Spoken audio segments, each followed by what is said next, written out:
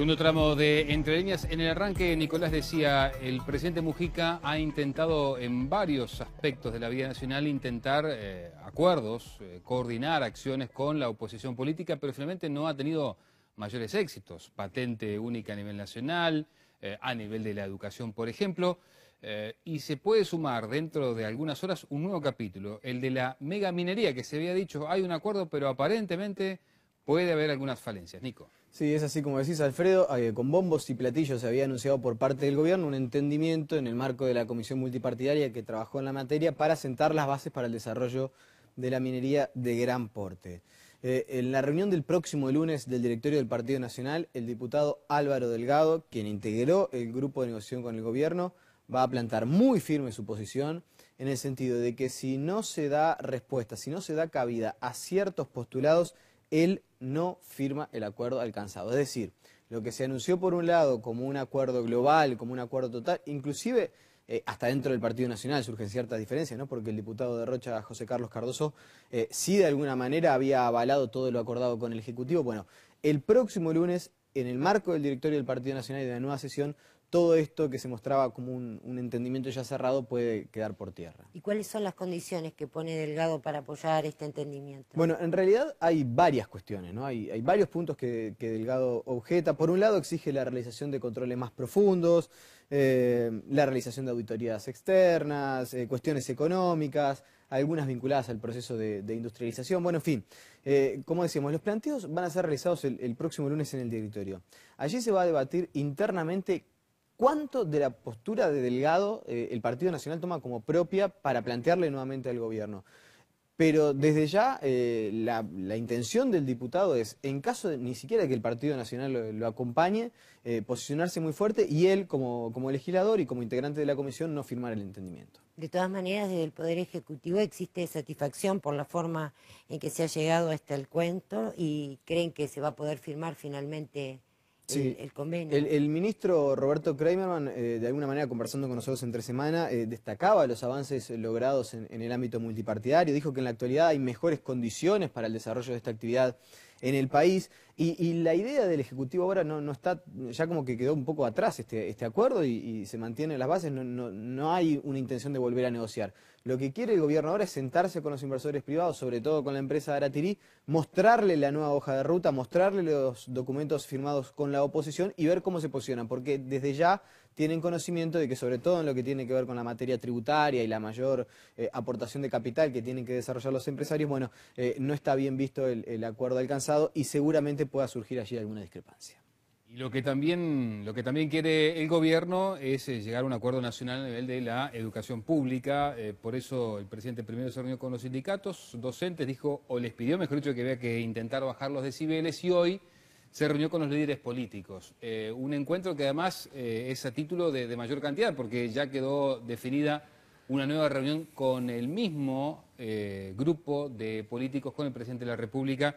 Y nosotros vamos a recibir con mucho gusto aquí en nuestros estudios a uno de los participantes de ese encuentro, al presidente del Partido Independiente, que mucho además ha escrito y analizado el tema de la educación. Doctor, gracias por acompañarnos. Un gusto, encantado. ¿Cree que después de los de hoy y lo que eventualmente pueda pasar antes de fin de año, se está un poquitito más cerca de un acuerdo o no? Y lo estamos intentando. Yo creo que el presidente tiene voluntad de buscar un entendimiento. Es cierto que el documento que se nos presentó era un documento muy general, muy amplio, muy abarcativo. Incluso no era un documento, eran 3 documentos sucesivos, uno de la ANEP, otro de la Universidad de la República, otro del Ministerio de Educación y Cultura, muy genéricos, muy generales. Pero hoy hablamos bastante más en concreto. De hecho, llegamos digamos, a seleccionar 4 asuntos que yo creo que son muy importantes. Uno es la idea de que el sistema político, la política, el gobierno debe recuperar la conducción de la educación, debe asumir, digamos, la conducción de la educación. Esto implica analizar la institucionalidad actual y eventualmente ver si es necesario corregir cosas. ¿Restarle poder a los sindicatos o agregar eventualmente más directores políticos? Yo no soy partidario de agregar directores, me parece que esa es una señal de mayor burocratización, pero sí tenemos que tomar decisiones que impliquen la garantía de que la conducción de la política educativa la lleva adelante el sistema político, es decir, los representantes de la ciudadanía. Cosa que usted cree ahora no está pasando. Y que ahora está trancado. Y en gran medida, yo hoy lo decía también en la reunión, esto no es responsabilidad exclusiva de los representantes electos por el orden docente. Esto tiene que ver también con personas que fueron designadas por el partido de gobierno.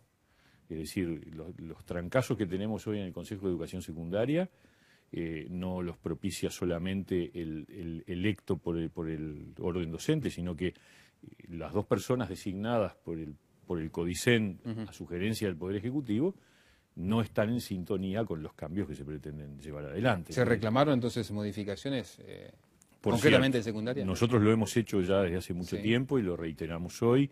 También lo hizo el doctor Larrañaga, en el sentido de que es importante que haya sintonía entre quienes tienen a su cargo la conducción de la educación y los lineamientos políticos de esa política, de la política educativa, que se acuerden. ¿Y ante eso hubo respuestas del presidente?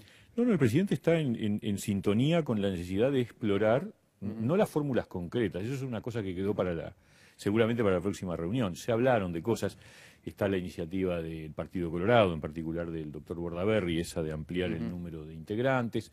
También se sugirió la posibilidad de que el presidente del CODICEN tenga doble voto para resolver el problema de que en algunos temas, por ejemplo, en la sustitución de los directores, de los consejeros de los desconcentrados, se necesita 4 en 5. Sí. Bueno, entonces de repente el camino es, en vez de ampliar el número, es darle un doble voto al presidente. En fin, se habló de la posibilidad de que la ley de educación pueda ser corregida en algunos asuntos, en algunos aspectos.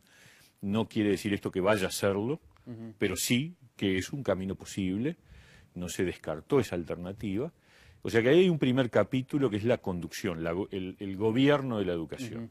Yo creo que es muy importante, porque ahí está la clave. Y yo creo también que no alcanza con que el CODICEN sintonice con los lineamientos del cambio, sino que además necesitamos que los consejos desconcentrados, la ANEP, si no tiene en sintonía los consejos desconcentrados, hay muchas formas de trabar el funcionamiento de la educación que no sean meramente el enfrentamiento como ocurrió con el caso del programa Promejora, sino que a veces es encajonarlo, se acata pero no se cumple, etcétera, etcétera. Por lo tanto, es muy importante que las poleas de transmisión en la conducción, desde el CODICEN desde el gobierno al CODICEN y el CODICEN a los consejos y de los consejos hacia toda la administración, funcionen fluidamente. Ahora, pero ya tiene que haber una definición para el próximo encuentro que van a tener, ahora nomás antes de fin de año. El 28 de diciembre. ¿Ya va a haber definiciones en materia del gobierno de la educación? Yo pienso que ese va a ser uno de los puntos de la agenda de la próxima reunión. En eso quedamos, sí. Interesante, el presidente ha decidido que este es el ámbito. Nosotros consultamos cuál iba a ser la metodología de trabajo y en general estas cosas se derivan a comisiones de técnicos, ¿no? Y el presidente concretamente dijo que prefería seguir manteniendo este ámbito de primer nivel político para tomar las decisiones allí. Bueno, yo creo que es un desafío interesante, por supuesto que todos nosotros nos vamos a asesorar con nuestros respectivos técnicos, pero también eso garantiza, digamos, un primer nivel de decisión. Ahora, ¿el hecho de modificar el gobierno de la educación significa también el de rever la autonomía de los consejos desconcentrados? Yo creo que no fue una cosa que estuviera planteada expresamente, no tiene por qué no estar en la discusión. Yo creo que es claro que... ¿Para usted tiene que estar? Yo creo que el tema es cómo se interpreta la autonomía. Yo creo que la autonomía se ha convertido en una especie de concepto estirado, un chicle, en la medida que la autonomía de la educación se construyó sobre la idea de evitar la partidarización de la educación. Es decir, ante el riesgo de que la política partidaria usara la educación para adoctrinar, como ocurrió durante la dictadura, a través del CONAE y todas esas cosas horribles que vivimos en Uruguay.